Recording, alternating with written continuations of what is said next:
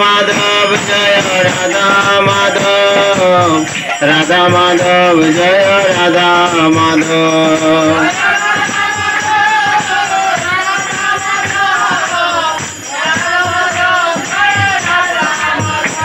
জয় গৌরনিতাই গৌরনিতাই, গৌরনিতাই জয় গৌরনিতাই।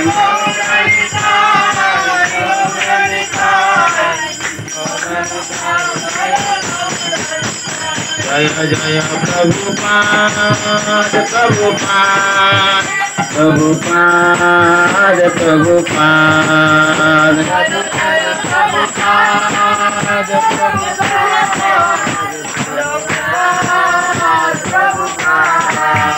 নিতাই গৌর হরি বল হরি বল হরি বল হরি বল।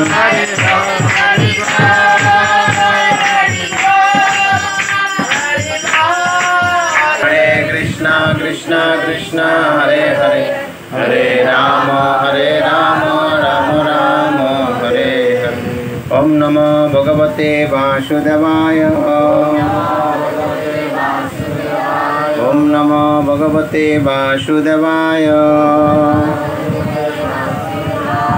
ওম নমো ভগবতে বাসুদেবায়। নান্তমাম যতন্তশ্চ দৃঢ়ব্রতা নমসন্তশ্চ মাং ভুক্তা নিত্যযুক্তা উপাসতে সততম কীর্তনান্তমাম যতন্তশ্চ দৃঢ়ব্রতা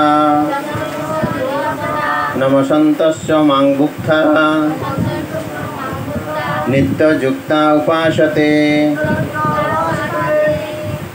সবাই বলবেন দৃঢ়ব্রত ও যত্নশীল হয়ে সর্বদা আমার মহিমা কীর্তন করে এবং আমাকে প্রণাম করে এই সমস্ত মহাত্মারা নিরন্তর ভক্তি সহকারে আমার উপাসনা করেন।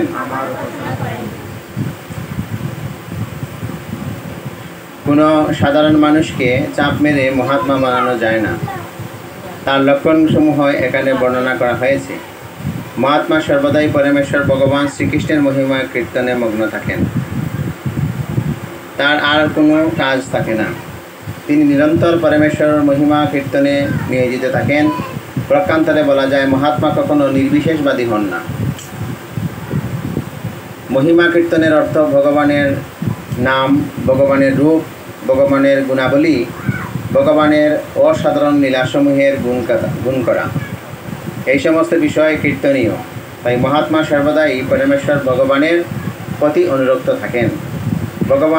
ভগবানের নির্বিশেষ প্রকাশ ব্রহ্মজ্যোতির প্রতি যে আসক্ত, তাকে ভগবদ্গীতায় মহাত্মা বলে বর্ণনা করা হয়নি। এই ধরনের মানুষকে পরবর্তী শ্লোকে অন্যভাবে বর্ণনা করা হয়েছে। শ্রীমদ্ ভাগবতমের বর্ণনা করা হয়েছে মহাত্মা সর্বদাই ভগবত ভক্তির নানা রকম কার্যকলাপে মগ্ন থাকেন। তিনি বিষ্ণুর মহিমা শ্রবণ এবং কীর্তন করেন এবং কখনোই কোনো দেবদেবী বা কোনো মানুষের মহিমা কীর্তন করেন না। সেটি হচ্ছে ভক্তি। শ্রবণ কীর্তন বিষ্ণু এবং স্মরণম, সর্বদাই বিষ্ণু স্মরণ করা। এই প্রকার মহাত্মা 5টি দিব্যরসের যে কোনো একটির দ্বারা ভগবানের সঙ্গে অন্তিমে নিত্যযুক্ত হওয়ার উদ্দেশ্যে বদ্ধপরিকর। সেই উদ্দেশ্য সফল করার জন্য তিনি কায়মন বাক্যে পরমেশ্বর ভগবান শ্রীকৃষ্ণের সেবায় সর্বত্রভাবে যুক্ত থাকেন। সেটিকেই বলা হয় পূর্ণ কৃষ্ণ ভাবনামৃত। ভক্তিযুগের কতগুলি ক্রিয়া অবশ্যই পালনীয়, যেমন একাদশী, জন্মাষ্টমী আদি পুণ্যতিথিতে উপবাস করা। এই সমস্ত বিধিবিধান মহান আচার্যদের দ্বারা তাদের জন্য নির্দেশিত হয়েছে।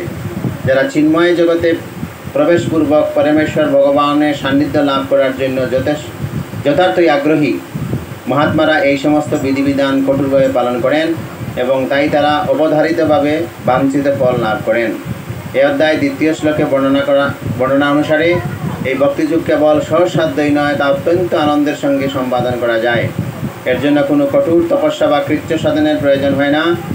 সদ্গুরুর তত্ত্বাবধানে গৃহস্থ, সন্ন্যাসী অথবা ব্রহ্মচারী রূপে যে কোনো স্তরে এবং পৃথিবীর যে কোনো জায়গায় পরমেশ্বর ভগবানের উদ্দেশ্যে ভক্তি সাধন করার মাধ্যমে যথার্থ মহাত্মায় পরিণত হয়ে যায়।